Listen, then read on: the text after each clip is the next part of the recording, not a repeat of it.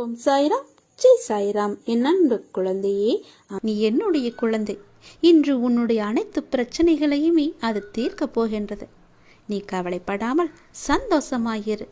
நான் பார்த்து கொள்கிறேன். என்னுடைய துளசி மாலைக்கு எவ்வளவு பெரிய மகிமை இருக்கிறது என்பது உனக்கு தெரியுமா? நிச்சயம் அந்த மகிமையை நீ உணர்ந்து கொள்வாய். உன்னுடைய வீட்டில் தேவை என்பதே இல்லாமல் போகும். உணவு, உடை, இன்னும் ஒரு அத்தியாவசிய தேவைகளுக்கான பஞ்சமே இருக்காத அளவிற்கு அது பல சக்திகளை உனக்குள்ளே கொண்டு வரப்போகின்றது. பல மகிமைகளை அது புரிய போகின்றது. இந்த பிரபஞ்சத்தில் சத்தியத்தை பாதுகாப்பதும் தர்மத்தை நிலைநாட்டுவதும் என் பணி. உன் பலவீனத்தை விரட்ட, உன்னை ஊக்கப்படுத்தவும், உன் வழியில் உள்ள தீமைகளை விரட்டவும், உனக்கு வலிமையை அளிக்கவும் நான் இருக்கிறேன்.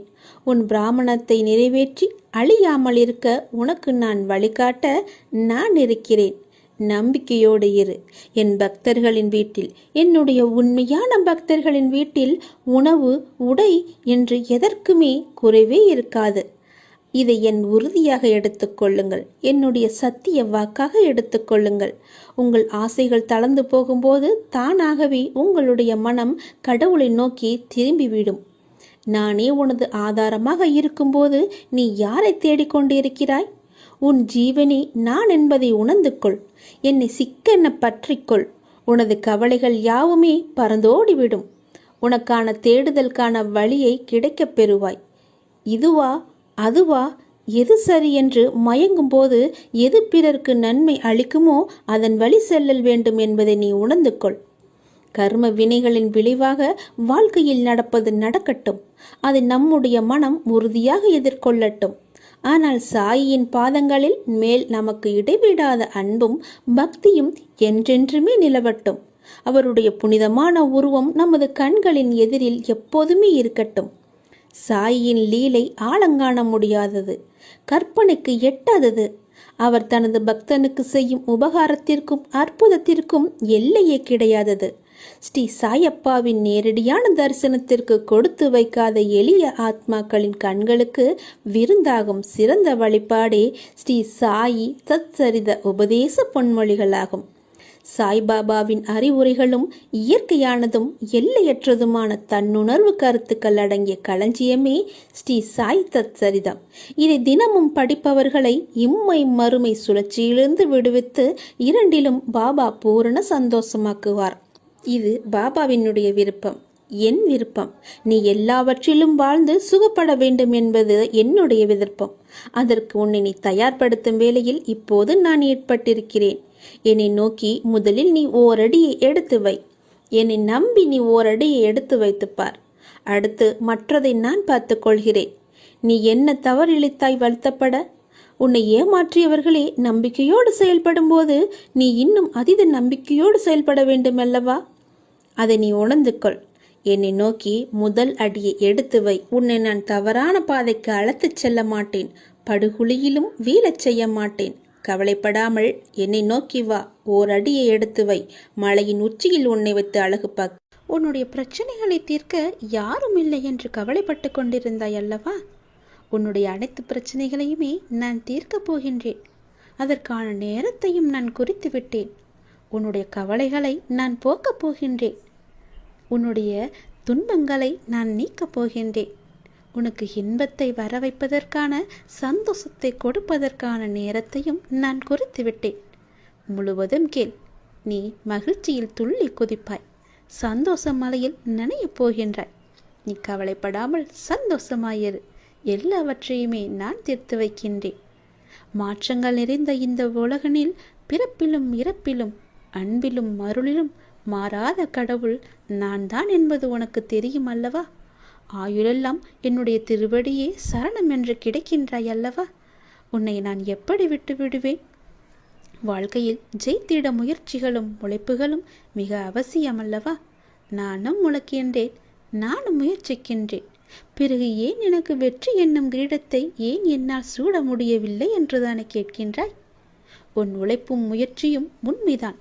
ஆனால் வெற்றி என்ற பூக்களை பறிக்க சில முட்களிடம் நீ காயப்பட்டுத்தான் ஆக வேண்டும். காயப்பட வேண்டும் என்பதை விட வாழ்வின் இன்னொரு பக்கம் இருக்கும். அதற்கு தோல்வி என்ற மிக பெரிய பாடத்தை அது கற்றுத்தரும் என்றே நீ எண்ண வேண்டும். உன்னுடைய வெற்றிக்கு நடுவில் உனக்கு ஏன் இந்த சர்க்கிள் தோன்றுகிறது என்று யோசித்து பார்த்தாயா? மன வலிமையை சோதிப்பதற்கே அது நடத்தப்படுகிறது என்பதை நீ உணர்ந்து கொள். மன வலிமையுடன் நீ போராடி அதற்கான துணிச்சலை கொண்டு அவற்றுக்கு வரும் தடையை எல்லாம் நீ எதிர்த்து பொறுமையும் நிதானத்துடனும் கூடிய நம்பிக்கையுடன் நீ செயல்பட்டால் அந்த அகிலமே உனக்கு கிடைத்த வெற்றி என்ற உணர்வை நீ நிச்சயம் அடைவாய். உனக்கு வரும் கஷ்டங்களால் அந்த நேரத்தில் மனசுமை உனக்கு அதிகமாகத்தான் தெரியும். ஆனால் நீ மனம் தளராது நின்றால் உனக்கு வெற்றி தானே கிடைக்கும். யாரும் எனக்கு துணை இல்லை, நற்கதியாய் நடுவில் நிற்கிறேன் என்று உணர்கின்றாய் நீ. அவ்வப்போது நடுவில் எந்த துணை இல்லாமல் நிற்கதியாய் நிற்கிறேன் என்ற எண்ணத்தை நீ மறந்து ஒரு நிமிடம் கண்மூடி மன அமைதியுடன் எதையும் யோசிக்காமல் சாந்தமாக மாறி அமைதியான சூழலை உனக்குள்ளே நீ கொண்டு வா. அந்த நிமிடம் நீ நிற்கின்றது எங்கு என்று பார். என்னுடைய கைப்பிடி உன்னை பிடித்து கொண்டிருக்கும். உன்னை நான் என்ற உன்னை வணங்கும் கடவுள் தாங்கிக் கொண்டிருக்கின்றேன் என்பதை மனதார நீ ஒப்புக்கொண்டால் போதும். எதிர்த்து நிற்பாய். என்ன வந்தாலும் துணிச்சலாக நிற்பாய். உன்னை நிச்சயம் நல்வழிப்படுத்துவேன். உனக்கான நல்ல வழிகளை உனக்கு காமித்து கொண்டே இருப்பேன். வெற்றி அங்கு நிறையவே இருக்கும். அதற்கு நான் பொறுப்பு. உன்னுடைய பிரச்சனைகளை, கடன் சுமைகளை எல்லாம் நீக்குவதற்கு நான் ஒரு சரியான நேரத்தை குறித்து வைத்திருக்கேன் என்று சொன்னேன் அல்லவா? எண்ணிக்கொள். இன்னும் சரியாக 36 மணி நேரத்தில் நிச்சயம் நீ மகிழ்ச்சி அடைவாய். உன் கஷ்டங்கள், கவலைகள், துன்பங்கள் எல்லாமே ஓடி மறைந்து உன் இன்பம் வருவதற்கான சரியான நேரம் இன்னும் 36 மணி நேரத்தில் அது உன் கையில் வந்து சேரும். கவலைப்படாமல் நம்பிக்கையோடு இரு. என்னை வரவேற்க தயாராக இரு. ஏனென்றால் உனக்கான இன்பத்தை கொண்டு வருவது நான் தான். உன்னை தேடி நான் வரப்போகின்றேன். உன்னை நிச்சயம் பாதுகாப்பேன். நல்வழியில் உன்னை அழைத்து செல்வேன். நல்லது நடக்கும். நான் உயிரோடு இருக்கின்றேன், உனக்கு முன்னே இருக்கின்றேன் என்பதை நீ நம்புகின்றாயா? உனக்கு வேண்டிய உதவிகளையெல்லாம் நான் செய்து கொண்டிருக்கிறேன் என்று என்னை முழுமையாக நம்பிக்கொண்டிருக்கின்றாயா? உன்னுடைய கவலைகளை போக்க நான் ஓடி வருகிறேன் என்றும் உன்னுடைய துன்பத்தில் கை கொடுக்க நான் வந்துவிட்டேன் என்றும் நீ நம்புகின்றாயா இல்லையா? நான் இருப்பது உண்மை என்றால் உடனே எனக்கு பெயரிட்டு என்னை கூப்பிடு. அப்பா என்று கூப்பிடு, அம்மா என்று கூப்பிடு. தாயே, தந்தையே என்று உனக்கு எப்படி தோன்றுகிறதோ அப்படியே என்னை கூப்பிடு. நான் ஓடி வந்து உன் முன்னால் நிற்பேன். நான் எங்கே இருக்கிறேன் என்று தேட வேண்டாம். நான் இங்கேதான் இருக்கின்றேன். உனக்காக என்பதை எப்போதுமே நீ நினைவில் வை. மற்றவர் உங்கள் பக்தியை பற்றி என்ன சொன்னாலும், நீங்கள் என்னை எப்படி உணர்ந்தாலும், எப்போதும் உனக்காக ஒரு குறிப்பிட்ட இடம் என்னுடைய மனதில் நான் வைத்திருக்கிறேன்.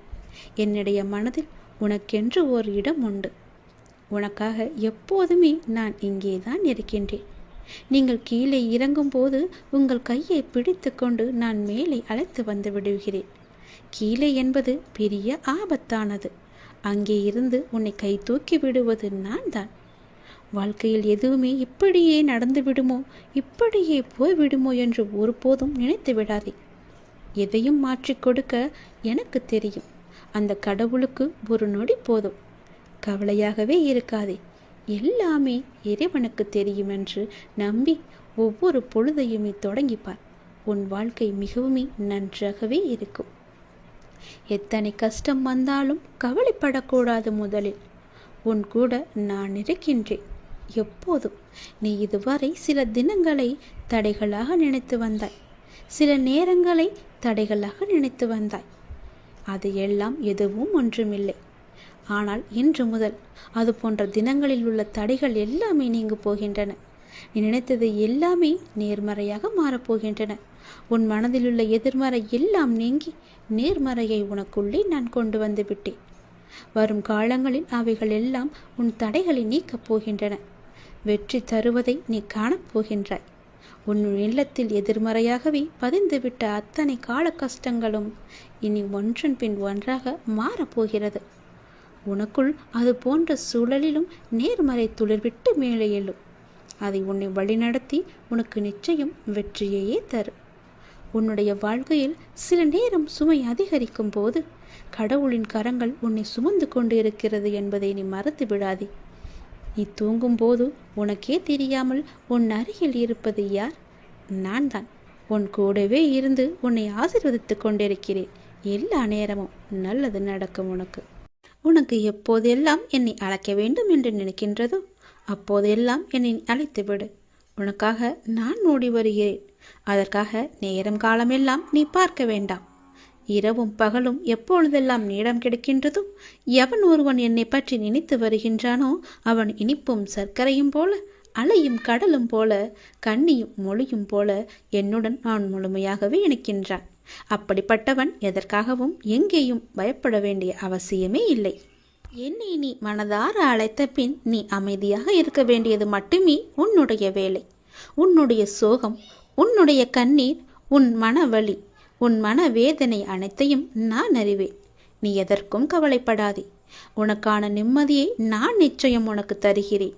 நீ எப்போது வேண்டும் என்று கேட்கின்றாயோ அப்போதே உனக்காக எல்லாவற்றையும் செய்து தர நான் ஆவலாக காத்திருக்கின்றேன் தங்கமி. நீ கேட்டது எல்லாம் உடனே கிடைக்க வேண்டும் என்று அவசரப்படாதே. பொறுமையாக காத்திரு. உனக்கு தர வேண்டிய நேரம் என்று ஒன்று இருக்கிறதல்லவா, அப்போது அது சரியாக உன்னிடத்தில் வந்து சேரும். அதுவரை நீ பொறுமை காத்து அமைதியாகத்தான் இருக்க வேண்டும். இந்த உலகில் எதுவுமே யாருக்கும் நிரந்தரமல்ல. கஷ்டங்கள் ஆனாலும் சந்தோஷங்கள் ஆனாலும் எல்லாமே வந்த வழி எதுவோ அதே வழியில் திரும்பத்தான் போகும். உன்னை எதிர்மறையாக்கும் எந்த ஒரு நிகழ்வுக்கும் நீ நேர்மறையாய் மட்டுமே உன்னை வெளிப்படுத்தி காட்டிப்பார். நீயும் எதிர்மறையாய் சிந்தித்து விடாதே. நான் உனக்கு துணையாக உனக்குள்ளே இருக்கின்றேன். அதனால் உன் மனதில் எப்பொழுதும் நேர்மறையை மட்டுமே நீ வைத்துக்கொள். அப்படி நீ இருக்கையில் நீ படும் துயரங்களை நான் நிச்சயம் அறிந்து அதற்கான தீர்வையும் நான் உனக்கு தருகிறேன். உன்னை சூழ்ந்துள்ள ஏமாற்றங்கள், துரோகங்கள், வஞ்சகம், ஏழ்மை, இன்னும் பல துயரங்களும் நீக்க வேண்டியிருக்கின்றது. இந்த அப்பாவை எண்ணி நீ வேண்டிக் கொள்கிறாய், சரியா? அப்படி நீ வேண்டிக் கொண்டது உன் மனதில் இருப்பது எனக்கு எல்லாமே எனக்கு தெரியும். உன்னை சூழ்ந்துள்ள துயரங்களிலிருந்து தப்பிப்பது எப்படி என்று யோசித்து யோசித்து நீ தூக்கம் வராமல் தவித்திருக்கின்றாய். உன்னை எல்லோரும் அவமானப்படுத்துவது போலவும், உன்னை கைவிட்டு விட்டது போலவும், எல்லாமே இருந்தும் எதுவுமே எனக்கு இல்லாதது போலவும், எல்லோரும் இருந்தும் அனாதை போலவும் இப்போது நீ உணர்கின்றாய். என் அன்பு குழந்தையே, அனைத்தையும் நான் அறிவேன். வாழ்க்கையில் நீ பயணிக்கும் வழியில் என் துணை நிச்சயமாகவே உனக்கு இருக்கும். அதை பற்றி சிறு சந்தேகம் கூட உனக்கு வேண்டாம். உன் வேண்டுதல்கள் எல்லாம் பலிக்கும். உனக்கு எல்லா சூழ்நிலைகளிலும் நான் துணை இருந்து நீ காத்து வருவேன். நீ எடுக்கும் எல்லா முயற்சிகளும் உனக்கு நிச்சயம் வெற்றி என்ற தீபத்தை மட்டுமே நான் ஏற்றி காமிப்பேன். என் மீது நம்பிக்கை வைத்து மட்டும் செயல்பட்டு பார். கவலைப்படாதே. எப்பொழுதும் உன் கூட இருப்பது உன்னுடைய அப்பா நானே. எல்லாம் நல்லதே நடக்கும். மனதளவில் உடைந்திருந்த எனக்கு ஒரு மருந்தாக, ஒரு உறவாக, ஒரு உயிராக அந்த அப்பாவே எனக்கு கிடைத்தார் என்பதை என்னால் வெறும் வார்த்தைகளால் சொல்ல முடியாத, விவரிக்க முடியாத ஒன்று.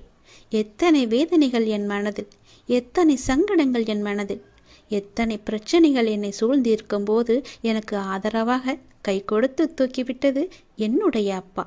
எனக்கு அவர் சொன்ன வார்த்தைகள்: தேவையில்லாமல் உன் உடம்பை நீ வருத்தி கொள்ளாதே. தேவையில்லாமல் உன் மனசை நீ வருத்தி கொள்ளாதே. நீ உன் வாழ்க்கையில் இப்பொழுது தத்தளித்து கொண்டிருக்கிறாய் என்பது எனக்கு தெரியும். உன்னை எனது கரம் கொண்டு இறுக பிடித்து காப்பாற்றி கொண்டிருக்கிறேன் என்பதும் எனக்கு தெரியும்.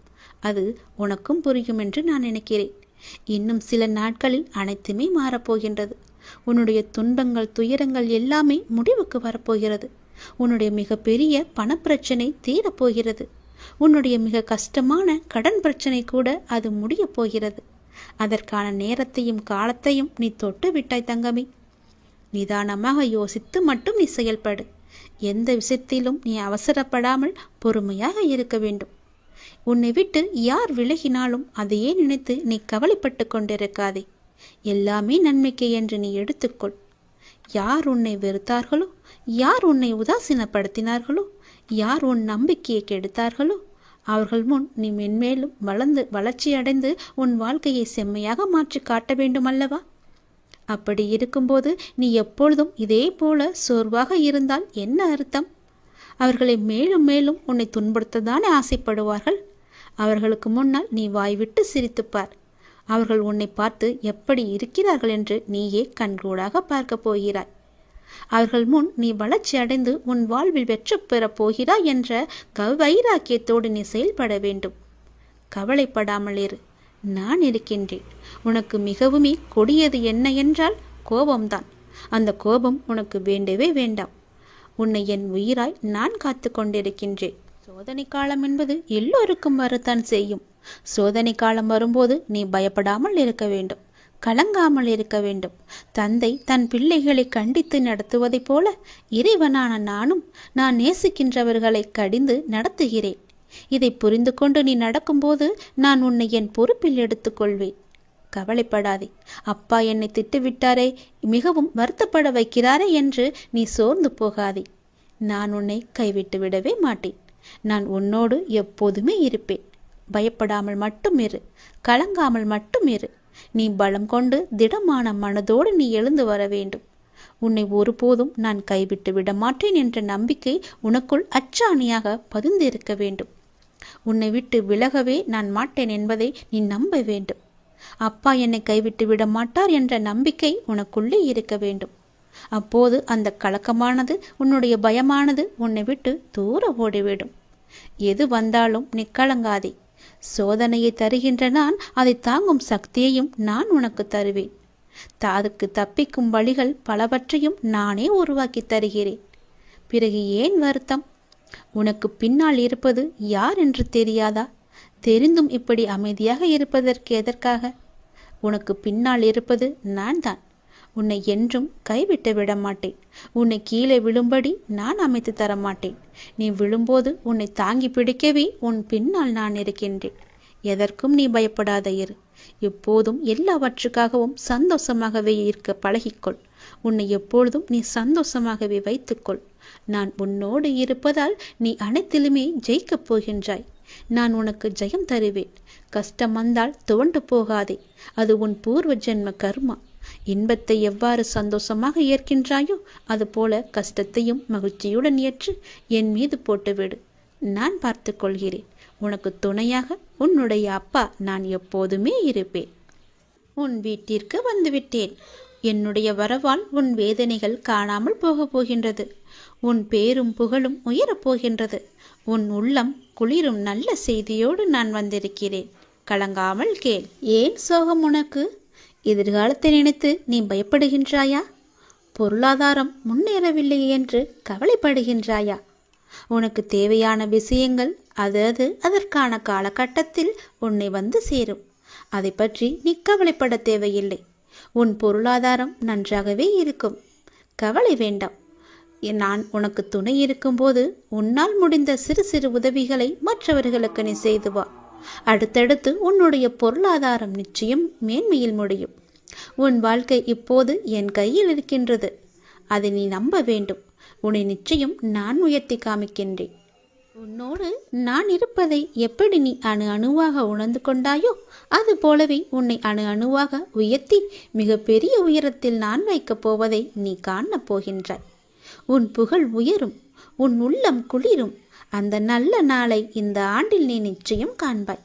எது நடந்தாலும் எல்லாமே நன்மைக்கே என்று நீ எடுத்துக்கொள்கின்றாய் அல்லவா? அந்த எண்ணத்திற்கே எல்லா நன்மையும் உனக்கு வந்து சேரும். நீ எப்போதும் உண்மையாக இருக்க முயற்சி செய்கின்றாய். ஆனால் எல்லோரும் உன்னிடம் உண்மையாக நடந்து கொள்ளாவிட்டாலும் உன் உண்மை அவர்களை நிச்சயம் மாற்றும். உன்னை அனைவரும் அவர்கள் மதிப்பார்கள். கவலையப்படாதே. நான் உன்னை உயர்த்தி காமிக்கின்றேன். எது நடந்தாலும் அப்பா இருக்கிறார் என்ற நம்பிக்கையோடு இரு. நான் உன் வீட்டிற்கு வந்து உன்னுடனே தங்கிவிட்டேன். என் வரவால் நீ இதுவரை சந்தித்த வந்த வேதனைகள் எல்லாம் எப்படி காணாமல் போனது என்று நினைத்து வியக்கும் அளவிற்கு நிச்சயம் உன்னுடைய வாழ்வில் பல நல்ல நல்ல மாறுதல்கள் எல்லாம் நடைபெறும். இனி ஒவ்வொன்றாக அது உனக்கு தெரிய வரும். வாழ்க்கையில் பல அற்புதங்கள் நிகழப்போகின்றது. எல்லாமே எனக்கு தெரியும் என்ற நம்பிக்கையோடு என்னிடம் ஒப்படைத்துவிட்டு எல்லாமே என் அப்பாதான் என்று இருக்கின்றாய் அல்லவா? நிச்சயம் நான் உன்னை கைவிட மாட்டேன். என் நிலைமை மாறவில்லையே, நானோ நீயே என்று கதியின்றி இருக்கின்றேன். உனக்கோ என்னை கவனிக்க நேரமில்லை என்று நீ புலம்புகிறாய். ஒரு நாள் இந்த வாழ்க்கை எனக்கு பிடித்த மாதிரி மாறும் அப்படி என்கின்ற நம்பிக்கையில் நீ ரொம்ப நாட்களாகவே வாழ்ந்து கொண்டிருக்கின்றாய். அந்த ஒரு நாள் உன் வாழ்க்கையில் வெகு விரைவாக வரப்போகின்றது. அதை நான் உனக்கு பரிசாக தரப்போகின்றேன். அந்த பரிசோடு இந்த நாளை நீ மகிழ்ச்சியோடு கொண்டாடு. உன் மகிழ்ச்சியான முகத்தை நான் காண விரும்புகின்றேன். என் மீது நீ அளவற்ற பக்தி கொண்டிருக்கின்றாய். கண்மூடித்தனமான நம்பிக்கை வைத்திருக்கின்றாய். தெய்வீக சக்தி அதிகம் இருக்கிறது என்று நம்புகின்றாய். அது எதுவுமே பொய்யாகாது தங்கமே. உனக்கு தேவையான சக்தி தந்து உனக்கான அந்த நல்ல நாளை நான் உன்னிடம் ஒப்படைக்கப் போகின்றேன். நிச்சயம் அதற்கான நல்ல அறிகுறிகள் எல்லாம் உன் கண்ணில் தெடும்படி நான் அமைத்து தருகின்றேன். நீ நல்லதாய் நினை, உனக்கு நல்லதே நடக்கும். சில நேரம் நீ மிகவும் மகிழ்ச்சியாகவும் சுறுசுறுப்பாகவும் இருக்கின்றாய். சில நேரமோ மிகவும் சோர்ந்து போய் கவலையில் மூழ்கின்றாய். எப்பொழுதும் உன் மனதை நீ சுறுசுறுப்பாக வைத்துக்கொள்ள என்னுடைய நாமத்தை மட்டும் நீ உச்சரித்து கொண்டு இருந்தாலே போதும். என்னுடைய நாமமானது உனக்கு எப்போதும் உதவியாக இருக்கும். எந்த நேரத்திலும் உனக்கு துணை இருந்து கொண்டே இருக்கும். என் நாமத்தை மட்டும் நீ சொல்லிக் கொண்டே வா. தை மாதத்தில் உன்னுடைய இல்லத்தில் ஒரு நல்ல நிகழ்வு நடப்பதற்கான அறிகுறிகள் உனக்கு தென்படும். அது தொடர்பான முடிவுகள், பேச்சுவார்த்தைகள் எல்லாம் நடக்கப் போகிறது. உன்னுடைய எண்ணத்தில் நேர்மறை சற்று குறைந்தாலும் நேர்மறை எண்ணங்களை விடாமல் பிடித்துக்கொள். நீ நன்மைகள் நிச்சயமாக நடக்கும். உன்னுடைய மனதை மகிழ்ச்சியாக வைத்துக்கொண்டு நீ செய்யும் செயல்கள் எல்லாம் நிச்சயம் நல்ல பலனை தரும். அப்படியே உன் மனதை நேர்மறையாகவே வைத்துக்கொள். உன் இல்லத்தில் மகிழ்ச்சி என்றுமே நிலைத்திருக்கும். உன் மன கதவு எல்லாமே திறக்கப் போகிறது.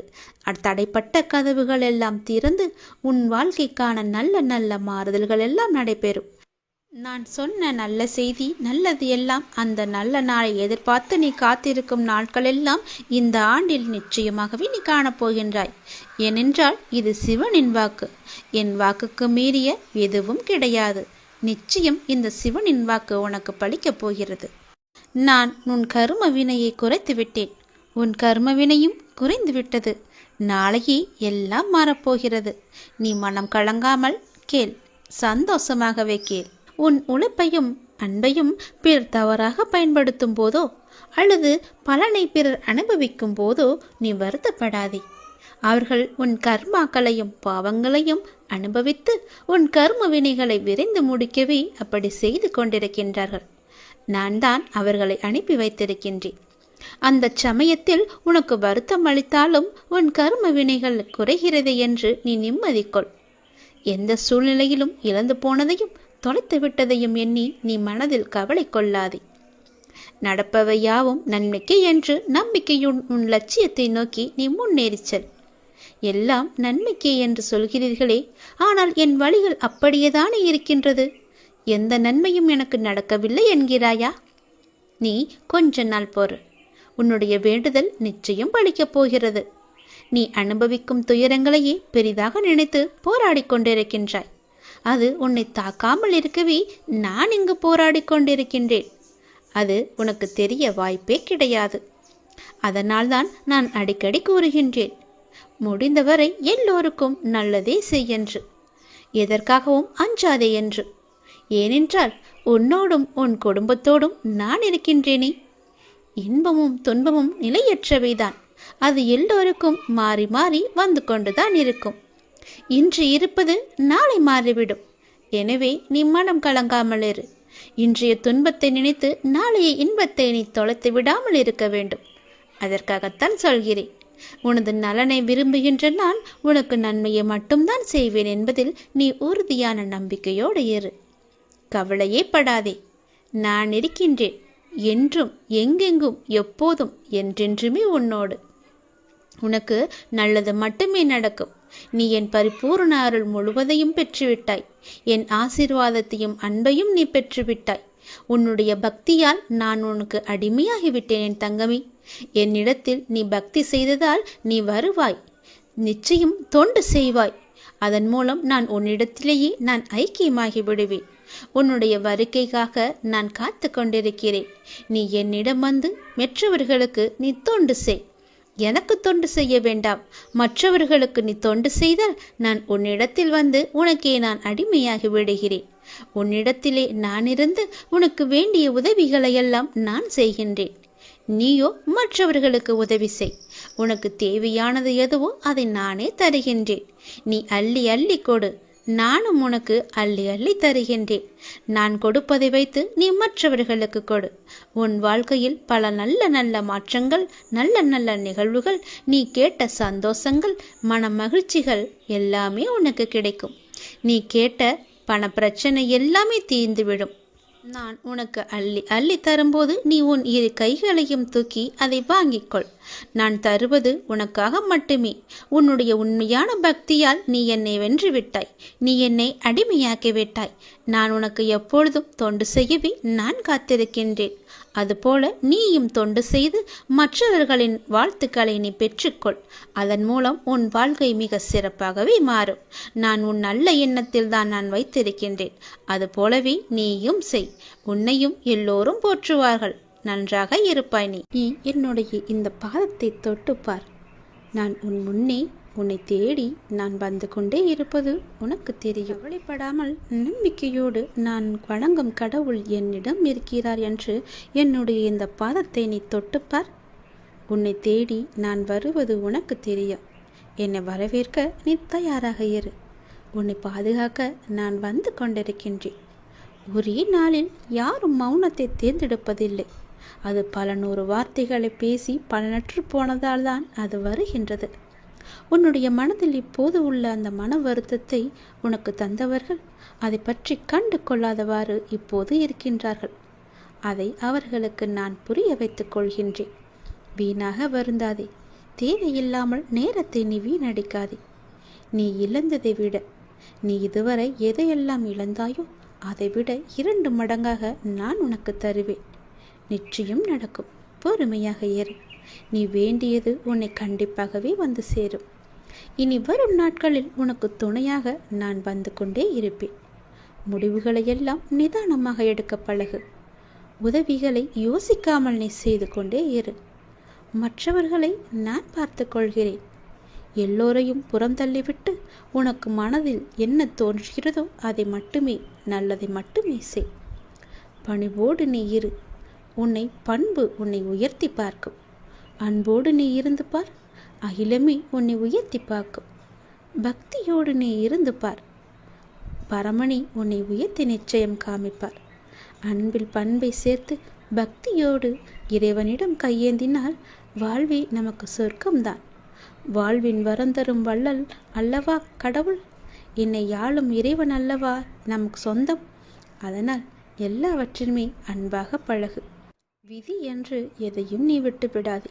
இறைவனிடம் தொடர்ந்து நீ வேண்டிக் கொண்டே இரு. விதிக்கும் விதிவிலக்கு என்று ஒன்று உள்ளது. இறைவனின் திருவடிப்பட்டு அந்த தலையெழுத்தே மாறிவிட. அதனால் உனக்கு எவ்வளவு கஷ்டங்கள் வந்தாலும் இந்த திருவடியை நினைத்துக்கொள்.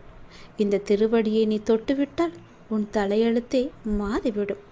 உன் கஷ்டங்கள் எல்லாமே முடிவுக்கு வந்துவிடும். அந்த விதியையே முறியடிக்கும் வல்லமை என் திருவடிக்கு உண்டு. என்னுடைய திருவடியை, என்னுடைய பாதத்தை நீ இருக்க பற்றிக்கொள். எல்லாம் நன்மைக்கு எண்ணும்படியாக உன்னை கஷ்டத்திற்கு தள்ளிய சில நிகழ்வுகள் உன் வாழ்க்கைக்கு நன்மையானதாக மாறப்போகின்றது. நான் எப்போதும் என் பிள்ளைகளுக்கு காவலாய் அவர்களுக்கு எது நல்லதோ அதையே நான் செய்வேன். என்னை இந்த அளவுக்கு தீவிரமாக வணங்கும் உனக்கு நன்மையை செய்யாமல் இருப்பேனா? நிச்சயம் நன்மையே செய்வேன். கடந்த 1 வருடமாக நீ பட்ட துன்பம் எது சொல்லி மாளாதே. துன்பத்திற்கு மாற்றாக இன்பங்கள் உனக்கு இனி கிடைக்கப் போகிறது. உன்னுடைய வாழ்வில் எல்லாமே மாறப்போகின்றது. நல்லது நடக்கப் போகிறது. ஒரு புதிய பரிமாணம் உன் வாழ்க்கையில் நுழையப் போகிறது. அது உன் வாழ்க்கையை அழகாக மாற்றப் போகிறது. நேர்மறை எண்ணங்கள் அங்கு நிறையவே இருக்கும். நேர்மறை சூழல்கள் அங்கு அதிகமாகவே இருக்கும். உனக்கு எப்போதும் அது துணை இருந்து கொண்டே இருக்கும். நீ என்னுடைய பிள்ளை. என் பாதத்தை நீ இருக்க பற்றி கொண்டால் துன்பம் கூட தூர ஓடிவிடும்.